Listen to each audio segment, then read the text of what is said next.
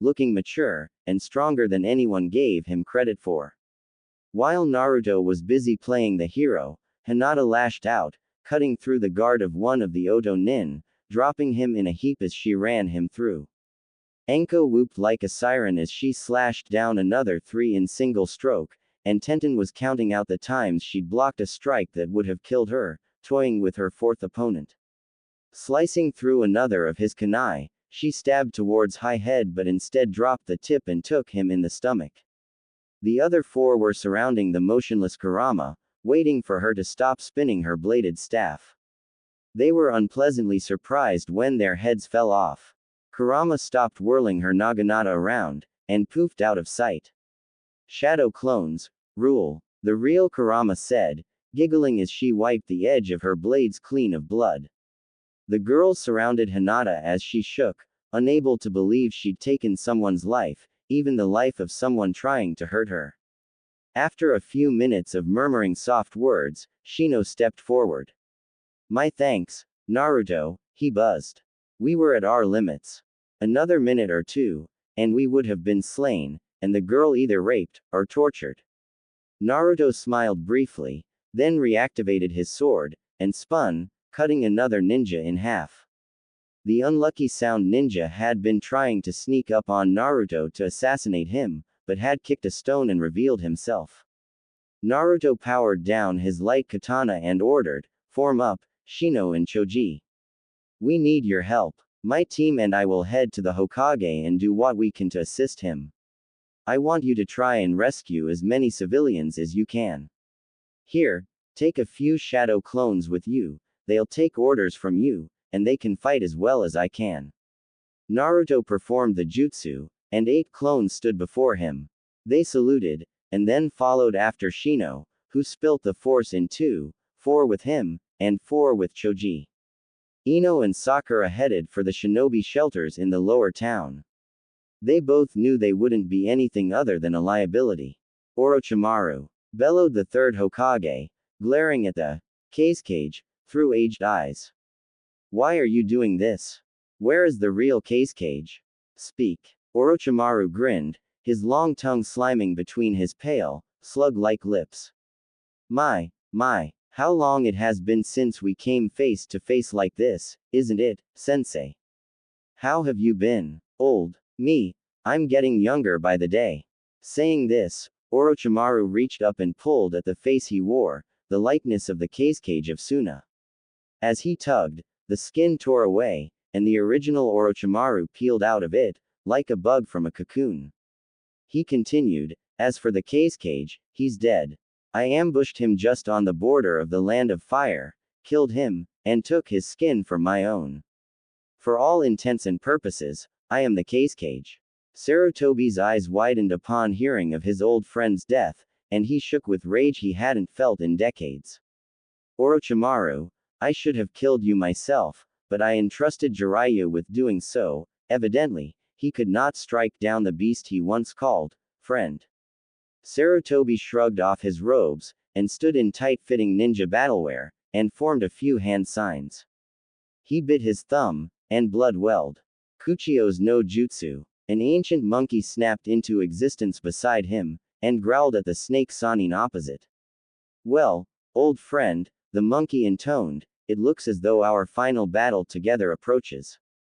Sarutobi nodded solemnly. "You're right, Enma. I have need of your strength one last time. And glad I am to give it, my old ally." Enma smiled in a parody of happiness. They both knew that today, one or the other, would die. Naruto arrived at the Hokage's location, and immediately noticed 4 Anbu creating a barrier around it. Other Anbu operatives were already clustered around the blue force field, but none was trying to break in. Naruto landed next to the Anbu leader, followed by his women, and asked, "What's the sitch?" The Anbu replied, "Naruto. It seems the Hokage is inside this barrier, but none of our jutsu can break through. Furthermore, anyone who touched it, disintegrates." Naruto reached out with the handle of his sword, and activated it. The blade slid into being, but when it came into contact with the shield, a horrible screeching sound, like fingernails down a giant's chalkboard, ripped through the air. Naruto shrugged, and dispelled the blade. Of course, that would be too easy, he muttered. Right, let's try something a little more extreme. He turned to Anko, Kurama, Hinata and Tenten. Right, girls, I need your help with this. I'm going to make a Rasengan, and I need you to place as much chakra as you can spare into it. Please. The quartet nodded instantly, and placed their hands on Naruto's shoulders and hips. Naruto started pouring all the chakra he had into the construction of a Rasengan, and soon the familiar orb grew from nothing. This time, it wasn't blue, but it swirled with yellow, pink, red and green. He started pulling the Rasengan into a spike, and then it started spinning like a giant drill bit. Naruto slammed the point of his new Rasengan against the barrier, shouting, "Giant Rasengan, heaven-piecing drill." And, unbelievably, the rosin drill began boring a hole in the side of the blue cube. Inside the barrier, Sarutobi was being hard-pressed to stay alive. Enma had engaged the first Hokage's reincarnated body, while Sarutobi had combated the second's. Orochimaru had used the summoning, impure world reincarnation, to bring back both the first and second Hokages and sent them into battle in his stead. Enma was evenly matched, but Sarutobi was having a little trouble. He'd managed to tear off the second's arm, but it had just reformed. Just as he was about to try again, Sarutobi was distracted by a glowing drill-like point slicing through the wall and into the skull of the first Hokage's body. The first muttered, "Thank you," as he was permanently destroyed, but Enma was already on the move. Orochimaru had taken advantage of Sarutobi's distraction and had unsheathed the Kusanagi sword, ramming it into Sarutobi's back. Enma grabbed its hilt, and dug his heels in, preventing the moving sword from cutting any deeper. Sarutobi grabbed Orochimaru's shoulders and began babbling out a jutsu at high speed. Snake boar ram rabbit dog rat bird horse snake. And then he clapped his hands, before placing them back on Orochimaru's shoulders. Orochimaru struggled. No, not the dead demon-consuming seal. He wailed. Yes, Orochimaru, the third Hokage of Konohagakure intoned like a death knell. This seal will put an end to your schemes, once and for all. As Orochimaru's arms began to smoke and bleed, Sarutobi Hiruzen collapsed, his souls taken as payment by the seal. Naruto burst through the last layer of the barrier, and saw the third falling. Oh, Kami, no. He threw himself forwards and caught the old man just before he hit the ground. Na Naruto, the third whispered, spitting drops of blood, you must run to my tower, cough cough and spill a drop of your bloodco, splutter on my desk, it will show you what. To do, the third's head lolled limply to the side, and Enma bowed in sorrow, muttering. Though we did not always agree, he was the first summoner to wield me, not use me. The world will be all the poorer for his death. The old monkey king vanished, and Orochimaru tried to raise his mutilated arms. He couldn't, and in his rage and pain, spat, "Damn that old fool. Once I regain the use of my arms, I'm going to find his soul, and feed it to a snake." Naruto gently laid Sarutobi's head down, and stood, his eyes glowing. Instead of the 8 trigrams 64 palms ascension, or 8 trigrams 64 palms cataclysm styles, his left eye and hand glowed hot pink, and his right, a rusty yellow. How dare you? You dare disrespect the greatest man in the world. You will pay for your insolence. Naruto bellowed in a thunderous voice that shook the roof. As his girlfriends poked their heads around the hole in the barrier, they gasped in shock at what Naruto had become. AT Trigrams 64 Palms Ultimate Shinobi Style, Overload. Naruto blazed into action, striking faster than even Hinata's Byakugan could follow. Orochimaru was struck thousands of times in the space of a few seconds, and he screamed like a wounded beast. Naruto skidded to a halt, and then started forming another Rasengan. This one glowed in yellow, and looked solid. When he'd finished, It resembled a demon wind shuriken, but glowing. Pain release. Rasen's hurricane. He roared, and flung it at the dismayed snake Sanin, and Anko cheered as her former teacher was skyrocketed away. Think of Team Rocket's blasting off again. As the snaky bastard's screams faded, and the remaining sound nin were cut down, Naruto's eyes turned cornflower blue again. His hands stopped glowing, and he sank to his knees next to the body of his mentor and friend, and sobbed brokenly. Anko, Hinata, Tenten, and Kurama crept up to him and gently rubbed his arms and back as he cried. The four of them were also weeping, for the lose of a great man. Naruto stayed with Sarutobi's corpse, lamenting the fact that he'd been too late to save him. 1 week after Sarutobi's death, the funeral service. It was a week after Orochimaru's failed assault on the Leaf, and the defeat of his, Sound 4, who'd legged it as soon as their leader had fallen. Naruto had been all for giving chase and extracting his bloody revenge upon them, but Kakashi-sensei, in his infinite wisdom and lateness, had refused to let him go missing nin. Now, all the shinobi in the village hidden in the leaves were gathered atop the Hokage's office roof, to pay their respects to their fallen comrades, and honor their memories. Naruto stood with Hinata, Tenten, Anko, Kurama, Neji, and the rest of the rookie 9, heads bowed. Kakashi stood, sighed heavily, and spoke.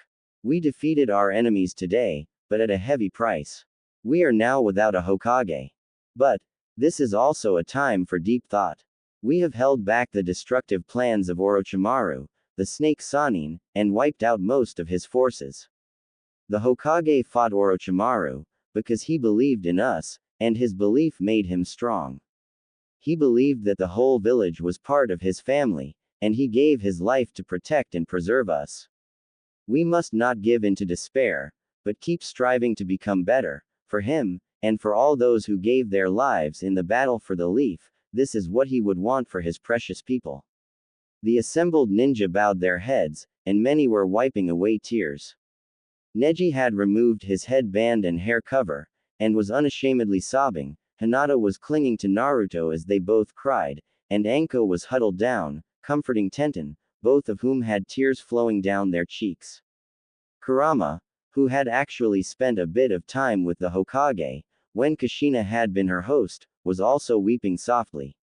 As the funeral concluded, the villagers drifted away in small group and singly, to reflect on their grief, and pay their respects privately.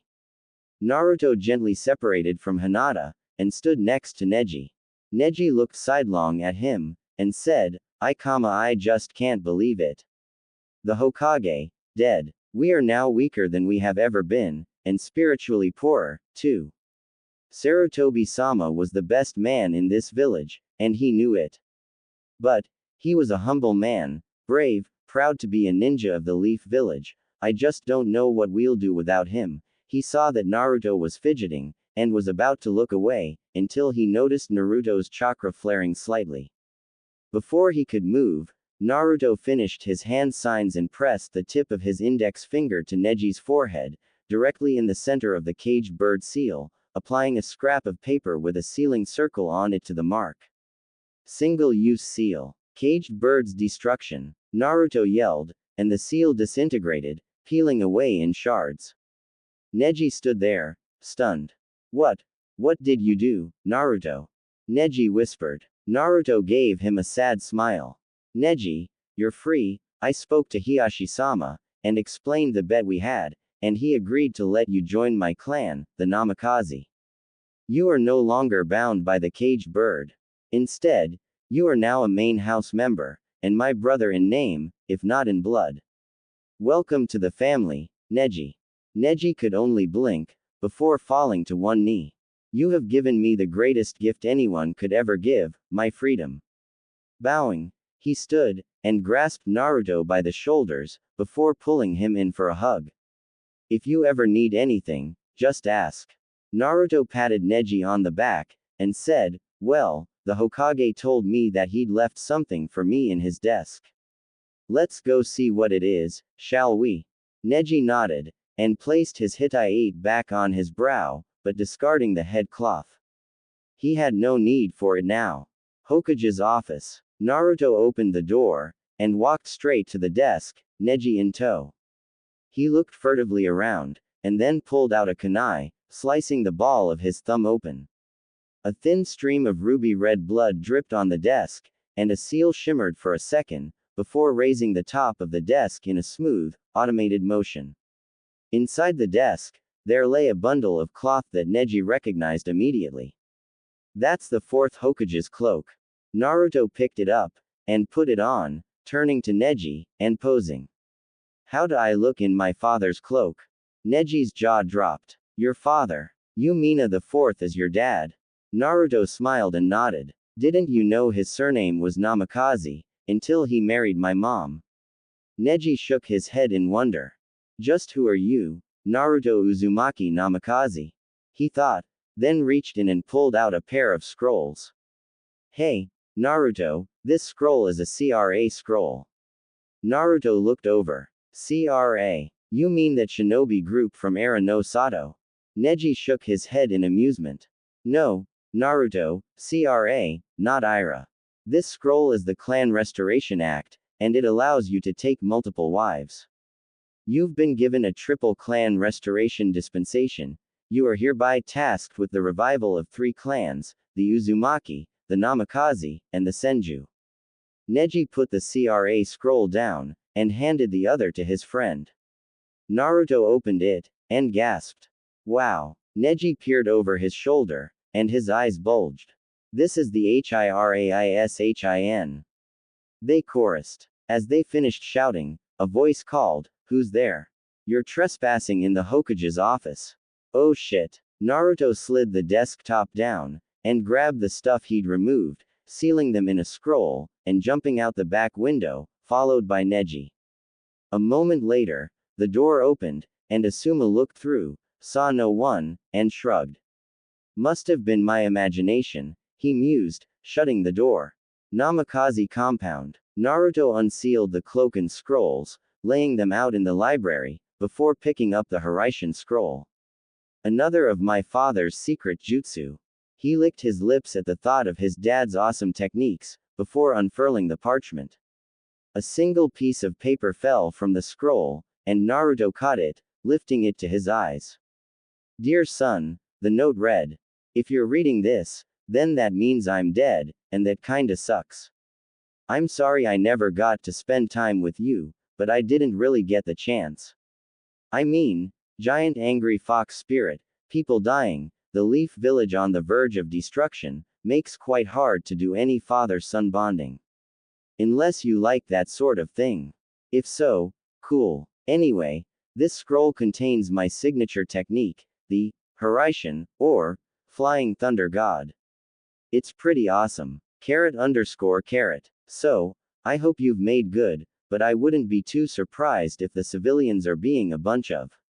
I mean, you do have the 9-tailed fox sealed inside you. Have you two met? She's pretty cute, huh? Of course, I already have the most beautiful wife in the world. Okay, you can put the frying pan down now, dear. Before I run out of paper, 2 things first, channel a little chakra into the scroll, and you'll get everything you need to perform the Hiraishin on your own, with a little practice. First time I did it, I went headfirst into a tree. The bruises didn't heal for a week. Now, you mom has a few things to say, so, over to you, Kushina-chan. Your loving and totally badass father. Minato Namikaze *_. On the other side of the paper, another note was written. Dear Naru-kun, how are you doing, sweetie? I'm your mom, Kushina Uzumaki, and you were my and Minato's first child. I was so happy to hold my little boy, even for a few moments, but this letter is the last thing I have the strength to do. I'm dictating this to Minato, so you will at least have a chance to read what I wanted to say. Have you found a girlfriend yet? If you have, I'm glad. Minato was always a girly kid, but he somehow won my heart. His dream was always to be Hokage, and it'll be yours too, if you take after him, teehee. You got my eyes, and Minato's hair, so, if ever you feel lonely, think of us. We may be gone in body, but we're both a part of you. You are your own person, Naru-kun, and I know you'll make us both so proud. It saddens me that we'll never meet, but someday, when your life is over, though definitely not for many, many years we'll meet in the spirit world, and you'll be even more handsome than your father. All my love, Kushina Uzumaki, of Ushiogakure village. P.S. I wasn't born in Konoha, but in another village, in the land of waves. You'll find a map to it inside the scroll. Please, go there, find the guardian stones, share a kiss with the ones you love, and the path will open to you. Naruto started sniffing, and Neji laid a gentle hand on his friend's shoulder, standing by him in his grief, and joy in finding this priceless insight into his parents' lives. It's okay, Naruto, it's okay. Elsewhere in Konoha, and stay out, an irate woman yelled at the white-haired perv, kicking him bodily from her store. Well, that didn't go as planned, Jiraiya muttered, dusting himself off. I wonder if Hensuke's doing any better. Elsewhere, again. Achoo. An afro-haired boy sneezed, drawing shrieks and screams from the other side of the wooden fence he was crouching by. Pervert. Lecher. Baka hentai. Hensuke, well, duh. Scrambled to his feet and ran for his life, making the sign of the hair, thumb and four fingertips touching, little finger folded down, looks kind like a rabbit, shouted, run like a bitch no jutsu. And haired off down the street, heading for the main plaza, pursued by a bunch of angry, towel-wearing women brandishing kunai and threatening to castrate him. As Hensuke rounded the corner, he crashed into a blonde teen coming the other way, knocking him flat and tripping over the blonde's friend, a white-eyed kid with long brown hair. Oi, what was that for? Naruto grumbled, and the afro ninja who'd careened into him said, look, I'd love to talk, but I'm a little preoccupied with running for my life right now. Can it wait? Naruto helped him up, shoved him into a barrel in the corner of the street, and created a single shadow clone. The clone hinged into the kid, and took off at a flat sprint, followed by a crowd of at least 30 extremely pissed off women of various ages, in various states of undress. As the army of females receded into the distance, Neji and Naruto helped the kid out of the barrel, and he bowed. My thanks. Turning away for a second, he proclaimed, it was so totally worth it, Master Jiraiya. Turning back, he introduced himself, and received the names of Naruto and Neji in return. Now, where have I heard that name before? Hensuke mused, tapping his bottom lip with his pointer finger. Master Jiraiya asked me to find you. Come quickly. Hensuke began tugging Naruto along by the elbow, and Neji hot-footed it after them. Is your master as big a pervert as you? Naruto yelled at his black afroed companion. No, he's a bigger pervert than me, but I'm still in training. Hensuke replied. He calls himself the god of perverts. Naruto grinned. I'm gonna call him Ero Sennin. Neji face-palmed. This was not going to end well. He just knew it.